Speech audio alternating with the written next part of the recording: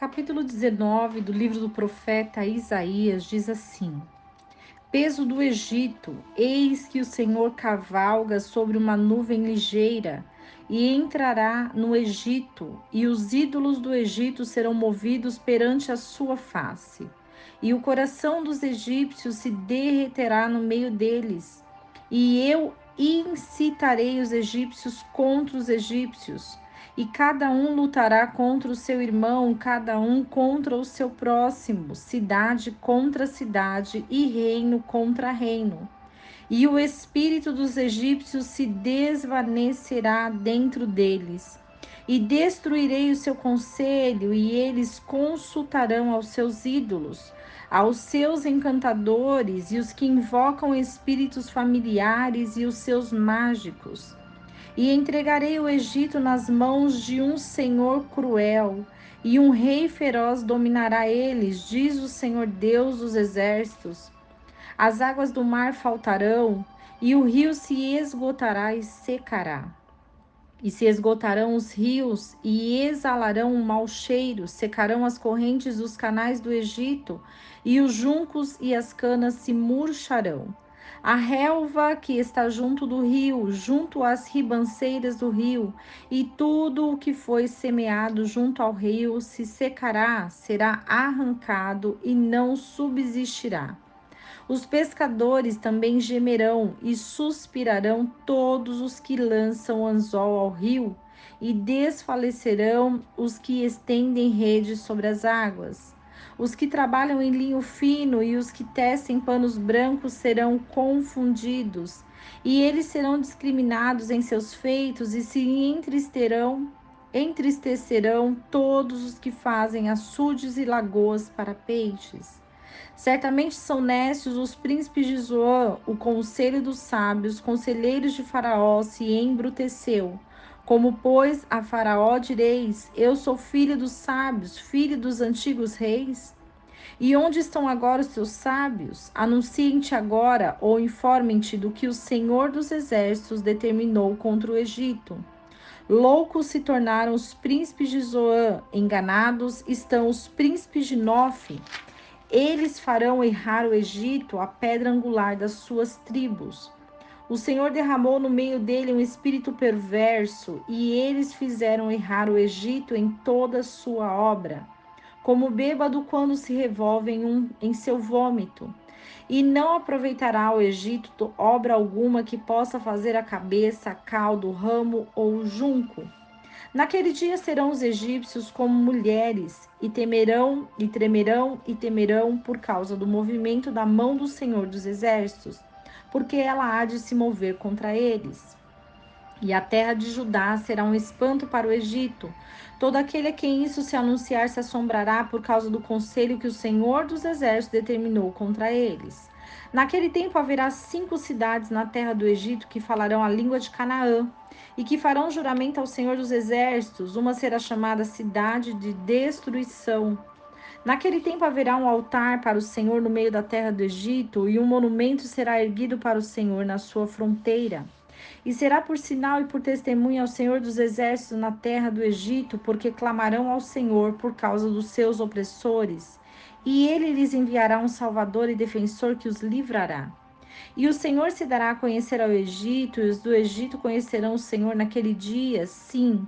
E farão sacrifício e ofertas, farão votos ao Senhor e os cumprirão. E ferirá o Senhor aos egípcios, ele os ferirá e os curará. E converter-se-ão ao Senhor, e lhes será clemente e os curará. Naquele dia haverá uma estrada do Egito até a Síria, e os assírios virão ao Egito, e os egípcios irão à Síria, e os egípcios servirão ao Senhor com os assírios. Naquele dia Israel será o terceiro com o Egito e com a Síria, uma bênção no meio da terra.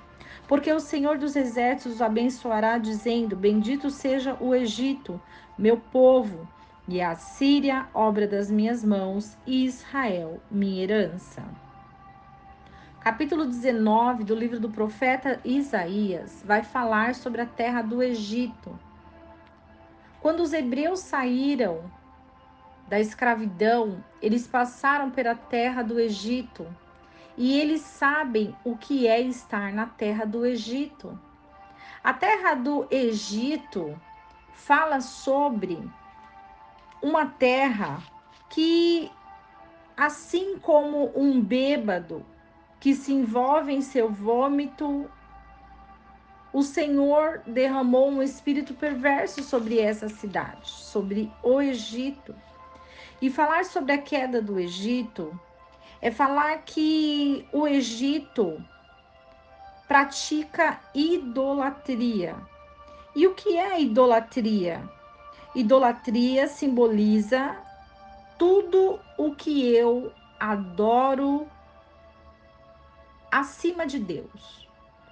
Quando nós compreendemos e entendemos que nós temos um único Criador das nossas vidas e que abaixo dele, sim, existem deuses, existem ídolos, a qual as pessoas reverenciam. E o que significa ter um ídolo? Ter um ídolo é quando você prioriza isso acima de Deus. E isso simboliza uma idolatria. O Egito representa idolatria, representa ficar com prioridades acima do nosso Deus. Quando eu idolatro algo, alguém, uma estrutura, um objeto, uma pessoa acima de Deus, eu estou idolatrando, eu estou no Egito. A minha situação comportamental se baseia no Egito. E isso significa que a nossa confiança muitas vezes está em pessoas, em coisas, em lugares. Porque muitas vezes você vê pessoas fanáticas, fãs desesperadamente alucinadas por alguém, por uma pessoa, ou por uma divindade, por um ser, por um santo, por algo que não está compatível à divina soberania de Deus, mas que aos olhos humanos sacia o coração. Então, quando nós entendemos que o nosso coração ele está naquilo que nós almejamos, naquilo que nós desejamos, e quando nós precisamos compreender que esse nosso coração precisa estar no trono celestial, precisa estar baseado na palavra do Senhor, diante do Deus Todo-Poderoso, o nosso Criador. Será que um ídolo, ele cria as nossas vidas, nossos órgãos, os nossos componentes que precisamos para ter essa vida?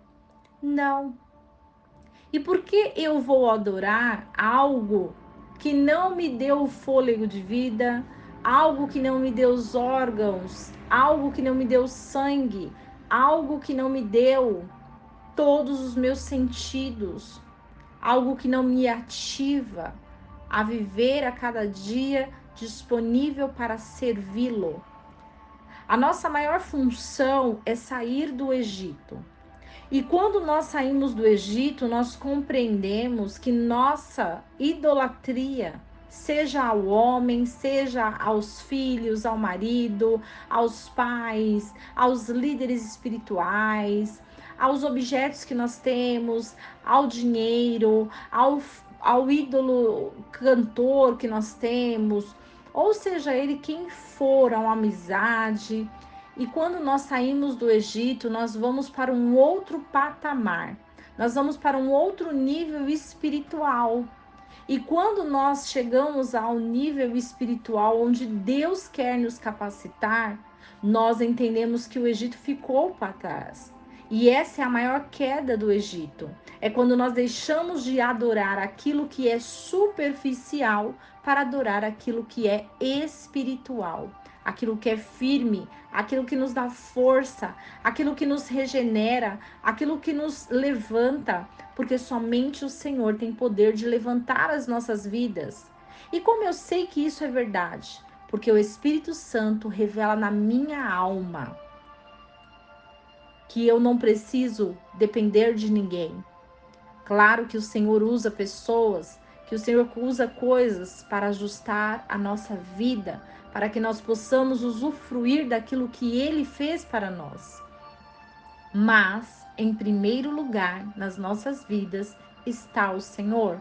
E todo o Egito vai ser dissipado nas nossas vidas quando nós compreendermos essa verdade, porque conheceremos a verdade e a verdade nos libertará.